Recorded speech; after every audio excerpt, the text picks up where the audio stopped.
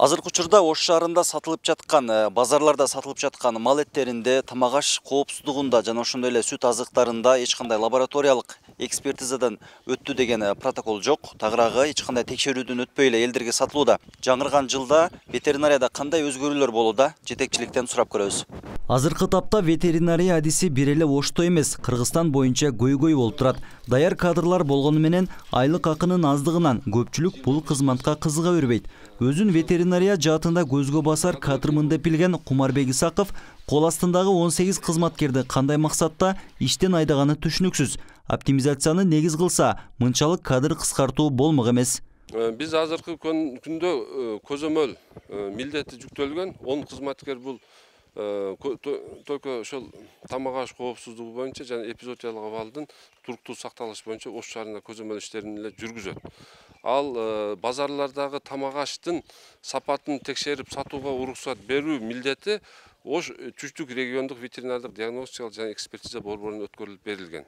Эми аксап атат, эми ар кандай. Бүгүнкү күндө эми жаңалар адистери жаңы башка алга эме кылып кээ бир кемчиликтер анык бар. Ош шаардык ветеринариясы ичара кадр кыскартуу менен убар болуп, негизги милдеттерин унутуп калышкан окшойт. Оптимизацияны ишке ашырабыз деп, акыры башаламан жагдайларды күчөттү. Эми болсо инспекцияга кадр издеп бара. Жакын арада иштен алынган кызматкерлерди кайрадан тестирлөө менен ишке алуу аракетин көрүшүүдө. Ал жерде биринчи этабында тестирлөө болот. 60 суроо берилет. 60 суроонун 30-унан жооп берсе, ал ошол тестирлөөдөн өтүп, анан бул жака беседага келет. Беседа деген ошол биз аларга эме көрсөтөбүз. Баягындай бир аз мурда иштеп аткан адистер деп аларга жеңилдик көрсөтүлөт. Ошол жерде комиссия болот. Комиссия бар. Ошолор комиссия тарабынан ошол эмелерди карап, ким адистиги бар, ким дегенди талдайт. Иштен алынган 18 кызматкердин арасында Талантбек Калекеев да бар. Ал эч себепсиз жумуштан алынганына ветеринариянын ошол кездеги жетекчиси Кумарбек Исаковду күнөөлөйт. Кумар Исаков сентябрдын 8-inde Бишкекке ветеринардык инспекциянын, фитосанитардык инспекциянын орун басары болуп жогорулап кетет. 8 сентябрда. Ал баргандан кийин 1 айдан кийин 4-октябрда 187 буйрук менен бизге буйрук келди. Ал келип Ош шаарындагы ветеринардык санитардык экспертиза лабораториялары Түштүк региондук ветеринардык диагностикалык борборго ыйгарым уктар өткөрүлүп берилсин деп бизди приказ менен ошол жака өткөрүп берди. Ошол 11-иңер болсо, ошо 9-ыңар тең инспекцияга штат бердик, инспектор болуп ошол жака өтөсүңөр деди.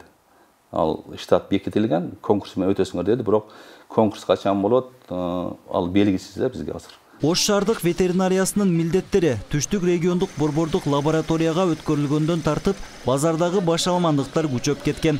Азыр туш келди сатылып жаткан азыктарды текшерген эч ким жок. Ишкерлер өздөрү лабораторияга кайрылмайынча, адистер базарга басып барышпайт. Алар бизге эмне алып келсе биз текшеребиз. Биз эчки сыртка чыкканга акыл жок. Демек азыр базарларда мисалы бүгүн эмне текшердиңер эже? Эт текшердик. Эт эле. Бөмө жемиш, тамак аш, жок, алар сүт азыктарын инспектор бар. Базар инспекторлар ошол бизге алып келип берет, биз текшеребиз. Алып келип берди бүгүн? Жок. Алып келип берген жок. Бизге эт келди бүгүн. Эт эле. Канча көлөмдө эт келет? Канча келди ошо айтып берсин. Ош облусунда малдын санына жараша ветеринария адиси 70% аз. Бул көрсөткүч колхоз малында аныкталган. Бүгүнкү күндө ар бир экинчи үйдө мал жандыктары кармалат. Ош шаарынын өзүндө эле 10 миңден ашык карамал, 22 миң кой эчки катталган. Ал эми ветеринария адиси болсо ушул тапта 10 гана иштеп жатат. Өзүбүздү таза азыктар менен камсыздай албай туруп чет жакка эмне экспорттойбуз деген суроо жаралат. Ал эми Ош ветеринариясындагы оптимизация Кыргызстандын эч кайсы аймагында жүргүзүлгөн эмес. Бишкектен тарта башка облустарга чейин эски эле система менен иш жүргүзүп жатат. Дамир Кубанычбеков, Аскар Мамат Исаков, 7 канал, Ош шаары.